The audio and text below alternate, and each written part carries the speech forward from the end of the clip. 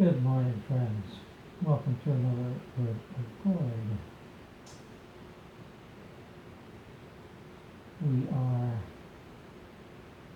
focusing our interest on the Iran helicopter crash of about 2 or 3 days ago. I felt a connection to it at the time, but wondered about the appropriateness of me operating on this retrieval, and thought there might be some political hot potatoes involved, but I assure you I have no hidden agenda. These are souls lost in a crash in the mountains, and as I understand it was about 8 of them, some VIPs, some service people, and a mixture of cultures, and why I was drawn to this is never quite clear when the tree was drawn. Perhaps others were as well. I, as I say, meditated on it and kept thinking this is really not appropriate for Gordon from Canada, but on another level, all the trees are really appropriate. If you feel the urge to do it, it's not, it's not an accident. So I knew I would be doing a retro view. I'm going backwards in time, and I will be going back to, I'd say, approximately within half an hour of the actual crash.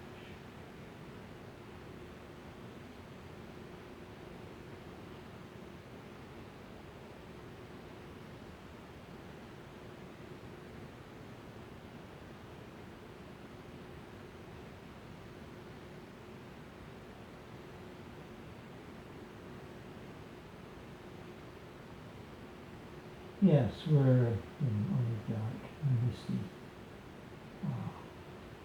mountainous region, and there has been a crash. There are still flames, water in the air. It's mostly gone.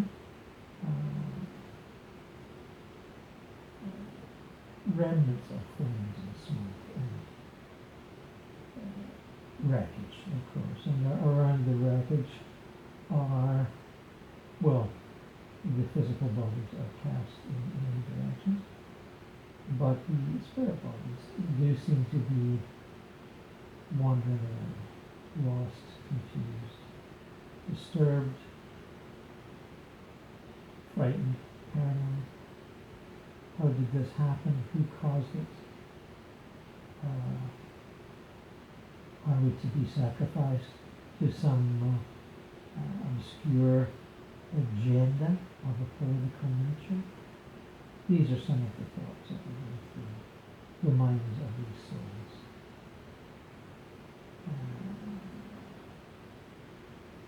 A sort of random sampling of thoughts on top of the sort of morass of chaotic feelings and reactions. There's thoughts of those who are ready to meet their maker and others who are not, and not really being discussed, partly because of class differences. That are VIPs, and the VIPs expect to be treated with expert respect. I would say nobody's disrespecting, but there's a wandering around. There's a holding of arms close to the chest and the side. There are attempts to replicate the behavior of those who are responsible for guarding and guiding the VIPs.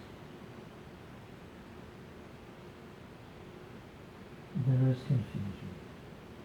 There is attempts to somehow protect the VIPs, as though some other attack may be forthcoming.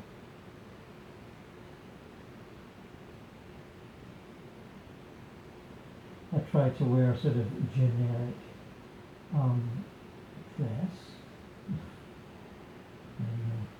Not a t-shirt and jeans, not a suit, you know, a headscarf and a cloaky sort of thing, and my regular beard is a little longer, and I approach one man on the periphery of, I don't know how they consider it to be a periphery of action, but I've seen some of them. There's a group farther behind, there's a bit of wandering around. And as I say, the terrain is inhospitable, so people are being very careful. And not realizing, of course, that they are free of gravity in their spirit bodies, and looking to each other like they would expect to look. The dress they had on half an hour before. I don't think anyone's seen the dead bodies yet, scattered and trashed as they are, burnt, some of them. They don't feel like being their own search party for anything. They're more waiting for whatever is next. And it looks like I'm going to do whatever is next. And if I say I approach a man on the vague periphery of the situation, and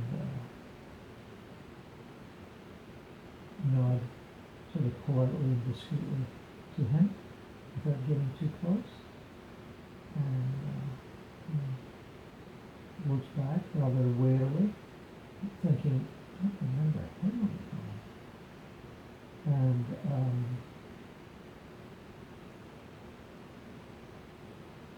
I asked him if he's all right, does he feel okay?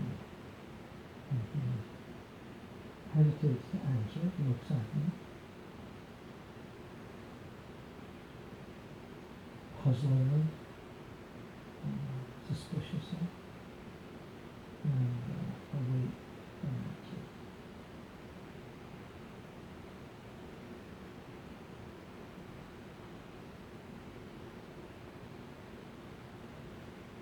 I do have an agenda, but perhaps not the one he suspects me of. Am I part of a multi-pronged attack? And will there be others charging in any second? Well, apparently not. I didn't bring a team with me. I've been known to do that before. But I think if I'd heard there's about 7 men, that was certainly not confirmed at the time, but I thought, well, one helicopter, how many people can it be?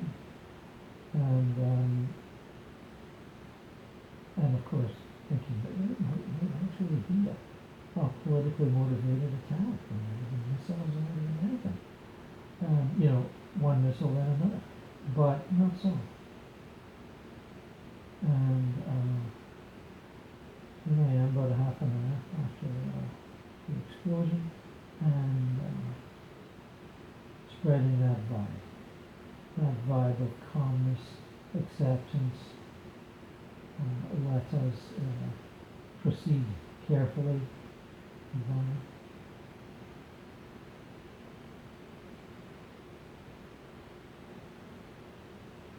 He asked me if I'm some kind of spirit messenger, and I said I am. And are you here to help us? And I said, yes, I am. And I asked him if he can move closer to the others and help spread the message.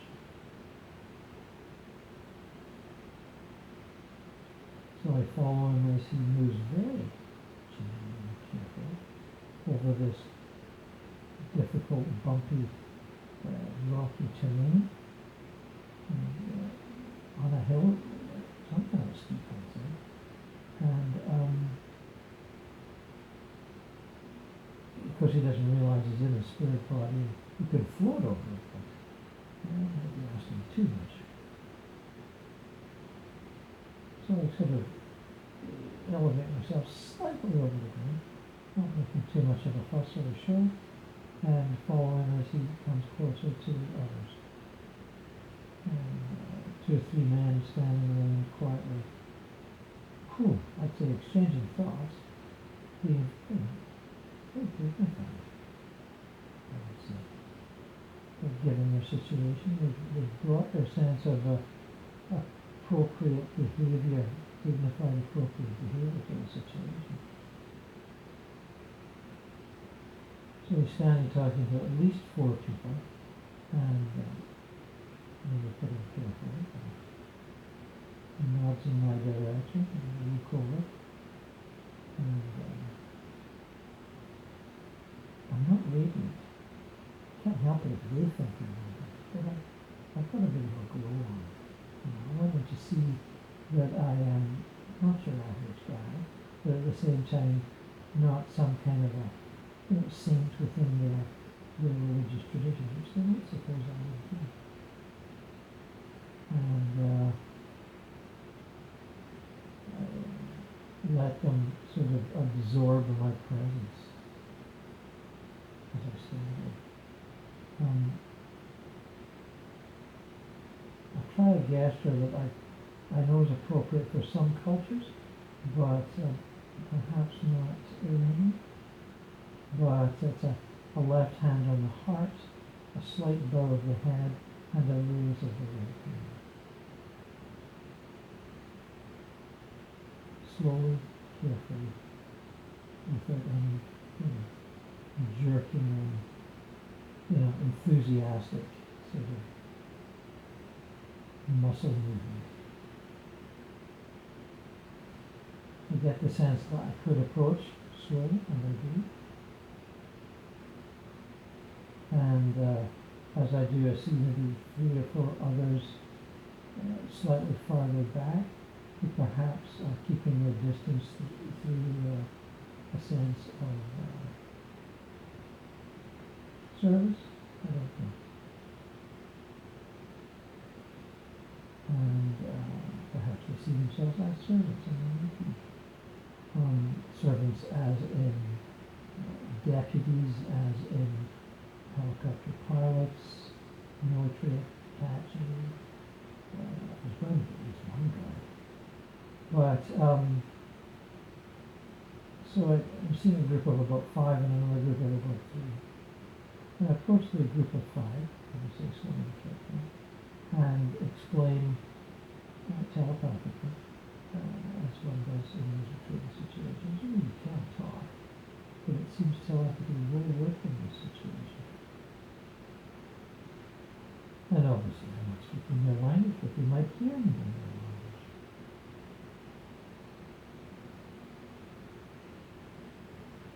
I am here to help them move on to the next world, to help them depart this chaotic, terrible scene where their dead bodies will be discovered at some point in that particular scene. It's not so upsetting when you sort of look like you think you ought to look like.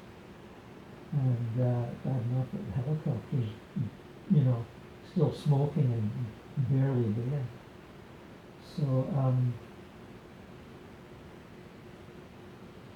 you see the exception, perhaps because I'm being very sort of discreet, dignified.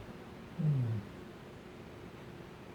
throwing a bubble around the group. It's a large bubble, and pretty good at that sort of thing. It doesn't have to be harder because it's larger. You just have to use your imagination. So, I throw the bubble around. They're sort of waiting for something to happen without being excessively excited or, how shall I say, frightened.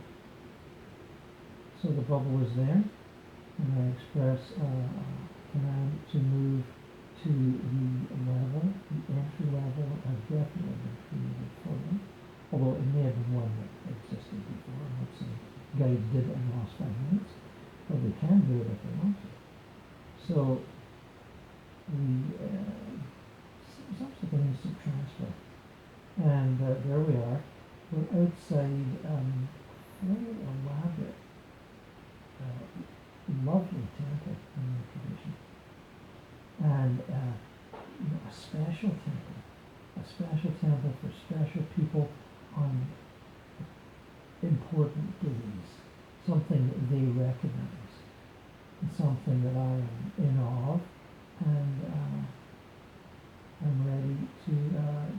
is appropriate. So we move towards it, they're overawed. What a place to witness to, that's sort of, they don't want to brag like, oh yeah, we really belong here, we're super good. They're just like, oh, this is, piety reigns again. And we know they've been treated as very special people, VIPs. And there are people, two or three people in appropriate dress outside the temple, and we welcome them. In slow, dignified gestures and movements. And they walk in, one by one, well, as a group, but not huddled, more like a procession. As much of a dignified procession as they can manage in this crazy situation that they find themselves in. A mixture of relief, piety, guilt, gratefulness, mixture of emotions. And off we go. And I disappear back to here. I'm done. Thank you, everybody.